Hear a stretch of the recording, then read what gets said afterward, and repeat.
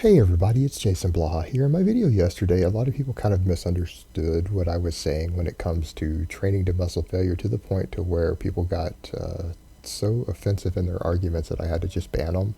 And rather than have to deal with that down in the comments, let me just address these points about muscle failure so that people kind of understand the role of muscle failure in training, what all the literature says out there, the scientific literature, the general consensus in the exercise science community. And yes, it's important to know that because these are the people who write protocols for your NFL players, your Olympic athletes, all the top athletes around the world. So they probably have a much better idea of these things than the average YouTuber or even average bodybuilding coach. So let's kind of understand what the role is. What we know is that there's nothing magical about muscle failure. People need to understand that muscle failure is just a tool that you use to help get your gains, whether those gains are strength or muscle. And remember, the two aren't completely independent of each other ever. It's just a tool. And the reason it's a useful tool is because people aren't very good at judging how close they get to muscle failure. Like you guys will notice me, I stop about 1 rep short in most of my lists, but you guys notice I'm always fast, I'm always explosive, and I wait a couple seconds sometimes and almost rest pause some of my reps near the end because I know that I'm getting so fatigued that the bar speed is going to slow down. And the reason for that is because I can tell when I'm about to hit muscle failure. I get 1 rep away generally. A lot of people, because they don't have that same control, they don't understand their body, they haven't been training it long enough, they don't have maybe a sports background, they don't have the same, I hate to say it, mind muscle connection. It is useful to go to muscle failure because they can't tell how close they're getting. Because we know from the data out there, in order to stimulate maximal muscle growth and to generally hit and fatigue all of the upper threshold muscle fibers, you need to get within 3 reps of hitting failure.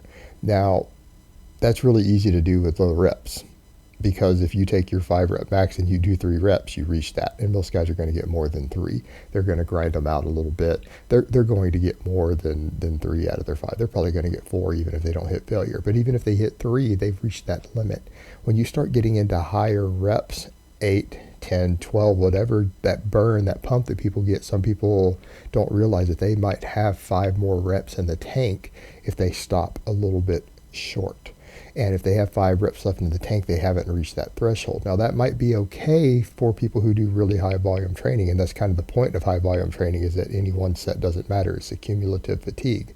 But people who don't want to come in and do 5 sets of an exercise or 10 sets for a single body part when they come in and train, they need to get the most quality out of the few sets that they do if they want to stimulate maximum or near maximum muscle growth. And muscle failure is a very, very effective tool for doing that for people who can't really tell the difference. They're not experienced enough. They don't know their body well enough. They don't know their limits well enough to always do that, because a lot of guys on their 12 rep max might stop at the 8th rep.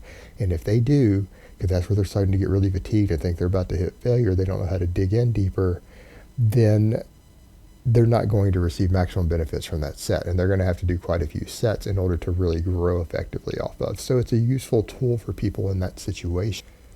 The other plus side of it, again, if you're going to do limited numbers of sets, you need to get the most volume out of there. And well, quite frankly, if you take a 12 rep set to failure, and let's say you're only going to do 1 set of a given exercise or 2 sets of a given exercise, if you take it to 12 reps instead of 9 and you're doing very limited volume, let's say you do 2 sets and you take your thing to 12 reps instead of 9, even though 9 would have reached the near maximum threshold, you ended up adding 6 more reps.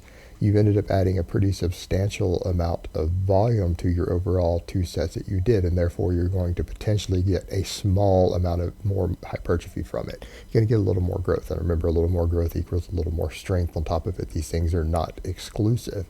So there's a few reasons to do it. And remember, there's nothing particularly magical about muscle failure. It's not a magic switch. We've never seen any data that says, oh, muscle failure itself is a magical switch that means something. No, it just means you failed. Now, the downside is that it can make recovery slower.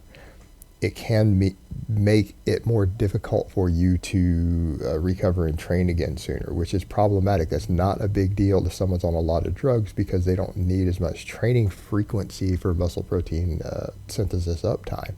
But someone who's on low doses of drugs, or someone who's completely natural, reducing frequency just to get a little more volume in is absolutely not worth it. You will make slower gains as a result of that.